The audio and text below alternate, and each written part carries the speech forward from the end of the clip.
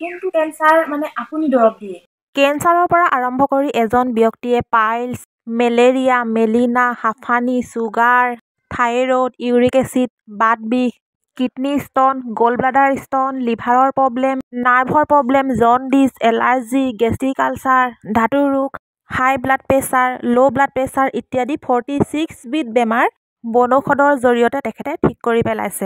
আৰু লগতে তেখেতে বনৌষধিৰ বিষয়ে এখন কিতাপো তেখেতে লিখিছে, যিখন 2 মাহৰ ভিতৰতে কিতাপখন তেখেতে ৰিলিজো দিব।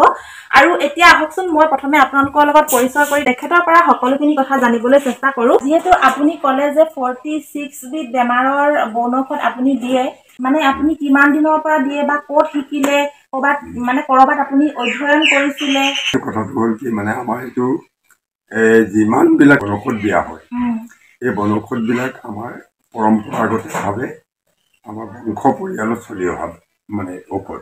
আপোনাৰ আগতো কোনোবাই দিছিলে? মোৰ আগত মোৰ দেউতাই দিছিলে, দেউতাৰ আগত দেউতাকে দিছিলে, তেওঁৰ আগত মানে আজু ককাকে দিছিলে, আৰু এইদৰে পৰম্পৰাগতভাৱে চলি অহা মানে এইবিলাক বনৌষধ। আৰু সেই দৰৱ বিলাকে আপুনি এতিয়া মানে কিতাপৰ ৰূপত ৰাইজৰ মাজলৈ বিলাই দিবলৈ চেষ্টা কৰিছে। আৰু এইখন নেকি আপোনাৰ কিতাপখন? হয়, এখন মানে ডিটিপিহে কৰা হৈছে। কিতাপ এতিয়া ওলোৱা নাই ন? এতিয়ালৈকে ওলোৱা নাই, ওলাব আৰু। বুলি লিখা আছে, বনৌষধি চিকিৎসাৰে বেমাৰ নিৰাময় কৰোৱা হওক। লগতে আৰু এটা কথা জানিব পাৰি ভাল লাগিলে, তেখেতে আমাৰ অসমীয়া ভাষাত যিহেতু লিখোতে বা পঢ়োতে আমাৰ অসমীয়া ভাষাবোৰ বহুত ভুলকে উচ্চাৰণ কৰা হয় আজিকালি, আৰু গতিকে আমাৰ অসমীয়া ভাষাটো যাতে বিকৃত ৰূপত প্ৰচলিত নহয়, যাতে ভুল নহয়, আৰু শুদ্ধ ৰূপত যাতে আমাৰ অসমীয়া ভাষাটো সদায় জীয়াই থাকে, সেইটো কাৰণে এখন কিতাপ উলিয়াইছে, যিখন কিতাপত আমাৰ অসমীয়াৰ প্ৰতিটো শব্দৰ অৰ্থ শুদ্ধকৈ লিখা আছে। আৰু আপোনাক বহুত বহুত বেছি ধন্যবাদ। আৰু আপোনালোকক যদি এনেকুৱা ধৰণৰ কিতাপ লাগে, তেতিয়াও আপোনালোকে তেখেতৰ ওচৰত এনেকুৱা ধৰণৰ কিতাপ পাব। আৰু আপোনালোকে যদি ভাবিছে অনলাইনত ল'ম, তেনেহ'লে আপোনালোকে অনলাইনৰ পৰাও এই কিতাপখন ল'ব পাৰিব, এমাজনৰ পৰা। এতিয়া ধৰক আপুনি যে ক'লে কেঞ্চাৰ বেমাৰ ভাল হয়, মানে কেঞ্চাৰটো বহুত ধৰণৰ থাকে, আপুনি কোনটো কেঞ্চাৰ মানে আপুনি দৰৱ দিয়ে? এতিয়া মই প্ৰধানকৈ মানে বন কেঞ্চাৰ, যিটো মানে হাড়ৰ মাজত হয়, হাড়ৰ মাজত হোৱাৰ পৰা হৈ ই মানে বাহিৰলৈ ফুটা হৈ আহে, এন্দুৰৰ গাঁতৰ নিচিনাকে গাঁত হৈ যায়। এন্দুৰিয়া বুলি কোৱাটো নেকি? এন্দুৰৰ গাঁতৰ নিচিনা হয় কাৰণে এন্দুৰিয়া, আৰু সেইটোকে কোৱা হয় মানে ইংলিছত বন কেঞ্চাৰ। আৰু সেই বন কেঞ্চাৰটো বনৌষধি চিকিৎসাৰে অতি সোনকালে নিৰাময় কৰিব পৰা যায়। কিডনীত হোৱা পাথৰটো কিমান mmলৈকে, যিমান ডাঙৰ হ'লেও গলিব নেকি? সেইটো বস্তুটো হ'ল কি, আমাৰ বনৌষধ বিলাকে সেইবিলাক একেবাৰে গুৰি কৰি মানে পেচাবৰ লগত বাহিৰ কৰি দিয়ে। তাৰপৰা মানে অপাৰেশ্যন কৰি মানে বাহিৰ কৰাটো আমাৰ ব্যৱস্থা নাই। আমাৰ বনৌষধ বিলাকে মানে ভিতৰতে মানে গলাই মেলি পেচাবৰ যোগেদি বাহিৰলৈ চলি যায়। মানে যিমান হওক সেইটো কথা নাই, কিন্তু পাথৰটো ভিতৰতে গলি যায়, গলি মানে বাহিৰলৈ ওলাই যায়। হাড় চূড়া লগা, হাড় যদি ভাঙে, এতিয়া মোৰ এইদিনাখন মানে হেৰি ভাঙিছে হাড়, কিন্তু মই কোনো প্লাষ্টাৰ চাষ্টাৰ কৰা নাই, বনৌষধৰ যোগেদি মানে এইটো নিৰাময় কৰা হৈছে। কাৰোবাৰ যদি পৰি মেলি হওক, হাড় ভাগিছে, ভৰি হওক, হাতে হওক, কঁকালে হওক, সেইটো মানে কিবা কোৰ্চ থাকে নে যে ইমান দিন খাব লাগিব?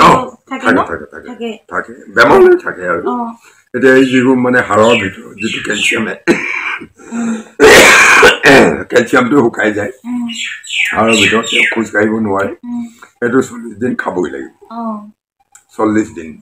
মানে প্ৰতিটো বেমাৰৰ মানে এটা এটা কোৰ্চ থাকে যে ইমান দিন খাব লাগিব বা ইমান পালি খাব লাগিব। আপোনাৰ ওচৰলৈ আহিলে এনে ধৰক টোপোলা পাণ আৰু দক্ষিণা এটা দিলে হ'ল, আপুনি কিবা আপোনাৰ ডিমাণ্ড আছে? নাই, ডিমাণ্ড নাই। কিন্তু এই এতিয়া ধৰি লোৱা নাৰ্ভৰ প্ৰব্লেমটোত মানে এটা ঔষধ দিয়া হয়, তাত 2টা বস্তু কিনিবলগীয়া হয়। সেইটোতো দামী বস্তু, সেইটোত অকণমান খৰচা হয়, সেইটো আৰু খৰচাটো দিব লাগে। নাৰ্ভৰ বিশেষকৈ নাৰ্ভৰ কাৰণে, বাকী বেমাৰবোৰৰ তেনেকে খৰচা নাই, চব বনৌষধে দিয়ে। নাই, মানে কি বেমাৰৰ তেনেকে মানে ডিমাণ্ড নাই এইটো ঔষধত মানে ইমান টকা বুলি, কিন্তু নাৰ্ভৰ কাৰণে এটা দামী বস্তু লাগে, সেই দামী বস্তুটোৰ কাৰণে মানে তাৰ মূল্যটো দিব লগা হয়। বাকী বেমাৰৰ কোনো ডিমাণ্ড নাই তেনেকে। আপোনালোকে ধুনীয়াকে টোপোলা পাণটো লৈ দক্ষিণা নিজৰ ইচ্ছামতে মানে দিব পাৰে আৰু যিকোনো বাৰত আহিলেও আপোনাক পাব আপুনি ঘৰতে থাকেনে ঘৰতে থাকো আৰু এতিয়া আপোনাৰ ওচৰলৈ যদি কোনোবা আহে আপোনাক যোগাযোগ কৰিবলৈ আপোনাৰটো ফোন আছে নে ফোন আছে আপোনাৰ ফোন নাম্বাৰটো দি দিব পাৰিমনে নিশ্চয় তেতিয়াহ'লে আপোনাৰ ফোন নাম্বাৰটো মই স্ক্ৰীনত দি দিম আপোনাৰ গা বেয়া ন কাহ হৈছে কাহ হৈ আছে আপুনি নিজে ইমান দৰৱ জানে আপুনি কাহৰ দৰৱটো কেলে নাই খোৱা সেইটোৱে মেইন কথা ঋতু পৰিৱৰ্তনৰ লগে লগে মানুহৰ কাহ আৰু পানী লগা হ'বই লাগে তাক হতকাই উপশম ঘটাব নালাগে এইকাৰণে নালাগে আমাৰ বায়ু প্ৰদূষণৰ কাৰণে আমাৰ দেহত শ্বাস নিশ্বাসৰ যোগেদি মানে বহুত মানে হেৰি হয় প্ৰদূষণ হয় প্ৰদূষণৰ প্ৰভাৱটো পৰে আৰু সেইবিলাক হ'ল হেঙুন আৰু খেকাৰৰ যোগেদি শৰীৰৰ পৰা বাহিৰ কৰিব লাগে তাক কাহ লগাৰ লগে লগে বা পানী লগাৰ লগে লগে তাক উপশম ঘটাবলৈ চেষ্টা কৰিব নালাগে তাক পকিবলৈ দিব লাগে পকি হেঙুন আৰু খেকাৰৰ যোগেদি তাক বাহিৰ লৈ উলিয়াব লাগে তেতিয়া মানে আমাৰ শৰীৰটো পৰিষ্কাৰ হৈ থাকে আৰু ছমাহৰ কাৰণে আৰু কোনো ধৰণৰ তেনেকুৱা ধৰণৰ বেমাৰ নহয় যি হওক বনৌষধ বুলি ক'লে বহুতো মানুহে আজিকালি বিশ্বাস নকৰে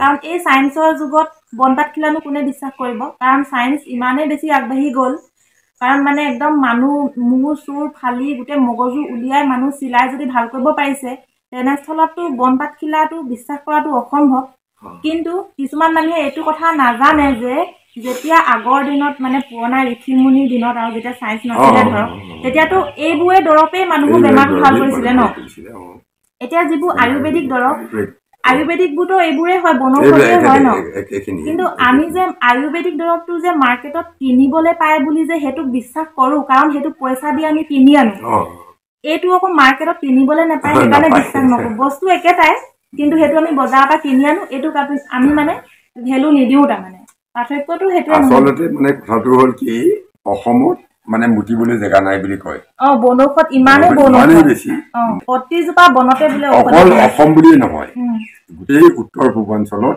মানে ইমানেই বনৌষধ আছে আৰু সেই বনৌষধৰ ওপৰত এতিয়া কৰ্পৰেট গোষ্ঠীবিলাকে মানে হেণ্ডচকু দিছে আৰু কৰ্পৰেট গোষ্ঠীবিলাকে এতিয়া অকল মানে অকল ভাৰতৰে নহয় ভাৰতৰ বাহিৰৰো আমেৰিকান কিছুমান কৰ্পৰেট গোষ্ঠীও মানে এতিয়া সেই বস্তুটোৰ প্ৰতি মানে হেণ্ড দৃষ্টি দিছে আগতে যেনেকৈ আমাৰ অসমৰ তেল চাহ কয়লা ইত্যাদিবিলাকৰ ওপৰত এই বনজ সম্পদৰ ওপৰত যেনেকৈ মানে হেণ্ডচকু দিছিলে এতিয়া বনৌষধৰ ওপৰত হেণ্ডচকু দি ৰামদেৱৰ পৰা আৰম্ভ কৰি বিভিন্ন মানে কৰ্পৰেট গোষ্ঠীবিলাকে এই বস্তুটো এতিয়া আমাৰ পৰা কালেক্ট কৰি আৰু তেওঁলোকৰ দেশততো জলবায়ু অনুসৰি মানে তেওঁলোকৰ দেশত আমাৰ বনৌষধবিলাক তেওঁলোকৰ দেশত নহয় আমাৰ বনৌষধে কিন্তু তেওঁলোকৰ মানুহৰ বেমাৰ ভাল কৰে গোটেই ৱৰ্ল্ডৰ মানুহৰ বেমাৰ ভাল কৰে কিন্তু আমাৰ এই ইয়াত যিখিনি উৎপন্ন হোৱা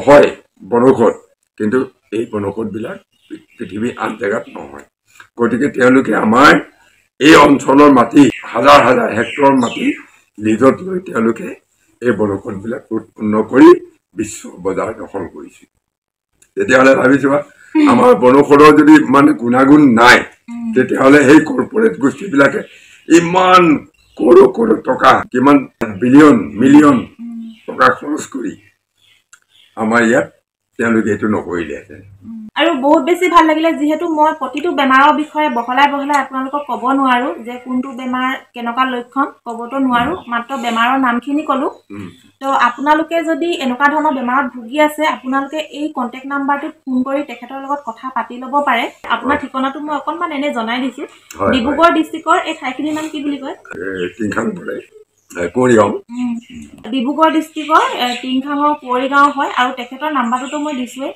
আৰু ইমানতে এতিয়া ভিডিঅ'টো মই সামৰণি মাৰিছোঁ নেক্সট ভিডিঅ'ত লগ পাম বাই